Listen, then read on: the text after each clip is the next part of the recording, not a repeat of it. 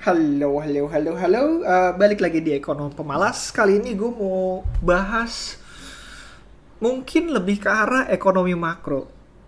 Dan gue rasa ini lagi relevan dengan saat ini. So, jadi gue pernah belajar sama ekonom senior dari Bahana, sebut saja namanya Budi Hikmat. Sempet dulu berkata seperti ini, dan menurut gue ini perkataan yang menarik. Karena waktu itu ya gue juga gak begitu percaya ya, karena lagi hype. Dia bilang bahwa perusahaan startup dan valuasi yang sebegitu wah itu diakibatkan dengan adanya kelebihan likuiditas di US. Kelebihan likuiditas ini dari mana? Dari quantitative easing gitu.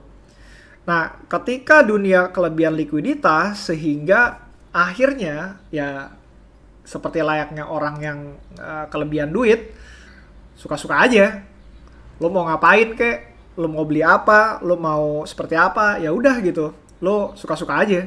Sehingga orang-orang yang memiliki uang dan karena kelebihan likuiditas tersebut, mereka bisa masuk ke riskier aset.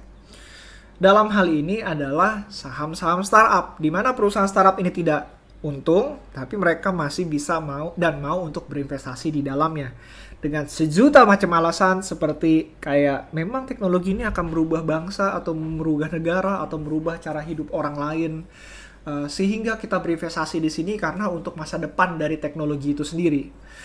Kenyataannya, ya seperti yang kalian ketahui, perusahaan tersebut memang bisa saja nggak untung dan ya sudahlah. Nah, eh, turun ke bawahnya lagi, perusahaan-perusahaan teknologi ini masih ada kelebihan dana dan akhirnya terjadilah boom terhadap crypto market. Kalau lu mau ngecek, hampir crypto market itu didanai oleh hype, FOMO, dan likuiditas.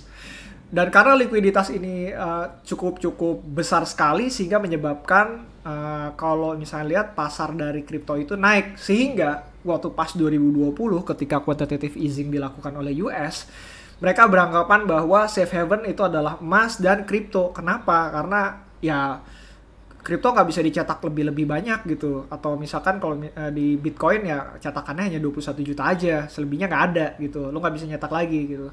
Dan karena supply yang terbatas sehingga menyebabkan harganya cukup naik. Itu yang diutarakan oleh orang-orang ini gitu, orang-orang yang di pasar cryptocurrency ini, sehingga mereka mau berinvestasi di pasar cryptocurrency. Dan akhirnya lagi-lagi cryptocurrency yang di luar Bitcoin seperti layaknya meme coin atau uh, koin anjing, koin dogi-dogian ataupun koin micin dan segala macam yang dimana nggak jelas itu akhirnya pun masih terus membludak. Karena apa? Karena kelebihan likuiditas. Dan akhirnya karena kelebihan likuiditas ini menghasilkan ya pasar kripto yang benar-benar volatile.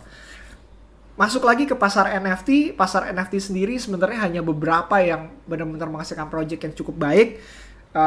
Gue suka dengan VeeFriend dari Gary V. Selebihnya ya gak ada underlyingnya gitu. Kalau misalnya gak ada underlyingnya ya susah juga gitu aja. Nah, somehow setelah ini terjadi pengetatan di mana US melakukan tightening pada bulan Oktober hingga bulan Maret. Kalau misalkan lo ngecek, quantitative easing yang dilakukan oleh US makin lama makin mengecil dan akan nyaris nol. Lalu US sendiri menarik dana mereka dengan menaikkan suku bunga sehingga likuiditas yang ada di masyarakat akhirnya terserap. Menurut gua, fenomena yang terjadi seperti di Luna ataupun di tempat lain ataupun di kripto lain ini akibat dari seretnya likuiditas. Karena likuiditas yang serat atau gak ada lagi likuiditas untuk memompa aset-aset ini mengakibatkan nilai aset ini akhirnya terdepresiasi. Kalau misalkan menurut gua kayak gini nih. Ketika lu membeli sesuatu dan lo akan melakukan penjualan karena kelebihan likuiditas, akan selalu ada orang atau seperti kayak Ponzi untuk melakukan pembelian terhadap aset tersebut, dan akan ada selalu orang yang akan melakukan pembelian lagi di harga yang lebih tinggi. Karena apa? Karena likuiditasnya berlebihan.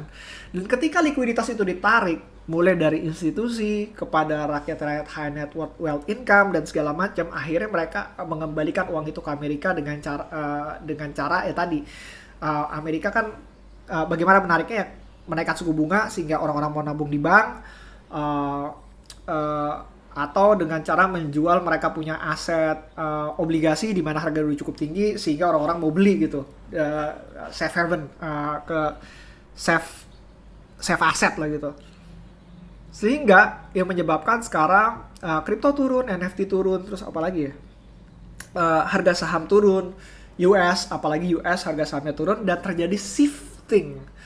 Gak cuma di Indonesia, di US juga melakukan shifting di mana perusahaan teknologi sekarang mengalami menurut gue bukan devaluasi sih, re-evaluations. Dia akhirnya turun dan masuk ke perusahaan-perusahaan yang menghasilkan income. Karena apa? Karena perusahaan yang menghasilkan income itu adalah lebih safe dibanding perusahaan yang tidak menghasilkan income. At least lu dapat dividen.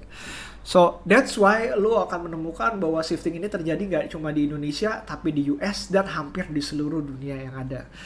Dan kalau misalkan ngelihat, karena perusahaan teknologi itu mencakup sebagian besar dari saham di US, ada Amazon, FANG istilahnya kan, Facebook, Amazon, Apple, Netflix, Google, akhirnya mereka karena terdepresiasi semua, pasar US juga ikutan jatuh, tapi kita akan selalu melihat ada pasar yang terus akan naik. Di Indonesia pun sama, lo bisa ngeliatin GoTo, Bukalapak, ataupun perusahaan yang berbau teknologi, kayaknya Asa juga mulai terkena sekarang, karena adanya shifting dari pemilik modal untuk menuju ke safe haven. Nah, that's why ada fenomena kayak Luna dan segala macam, menurut gue nggak bikin gue kaget sih.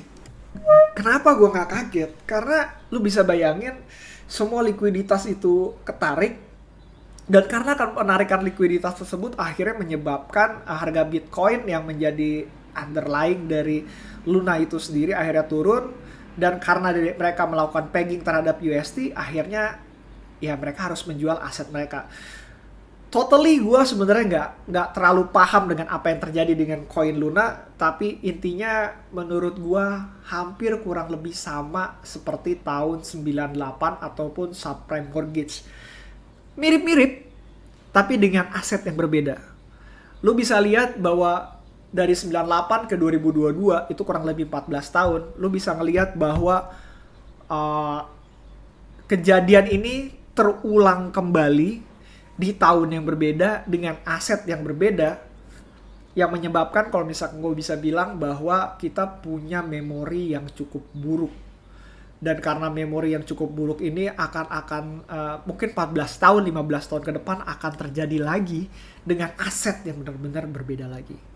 So, akhir kata pertanyaannya adalah apakah ini akhir dari cryptocurrency?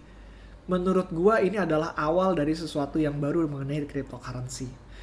Tapi untuk sekarang, apakah ini akan terus berlanjut melalui penurunan? Gue sendiri nggak tahu, karena antara risky aset ataupun safe aset itu tergantung dari orang-orang yang memegang aset tersebut.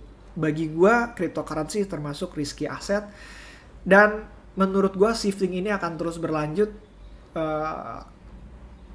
hingga pasar AS lagi Amerika Serikat melakukan quantitative easing lanjutannya. Kalau misalkan tidak melakukan penyebaran likuiditas lagi ke masyarakat, menurut gue aset-aset yang benar-benar risky seperti ini akan terus turun. So that's it. Itu pendapat gue mengenai apa yang terjadi saat ini. See you again next time. Kalau ada pertanyaan, bisa masuk ke Instagram gue, DM aja @bayutabusala, atau lu bisa masuk ke email gue, email aja ke gue di bayutabusala@gmail.com. See you again next time. Bye.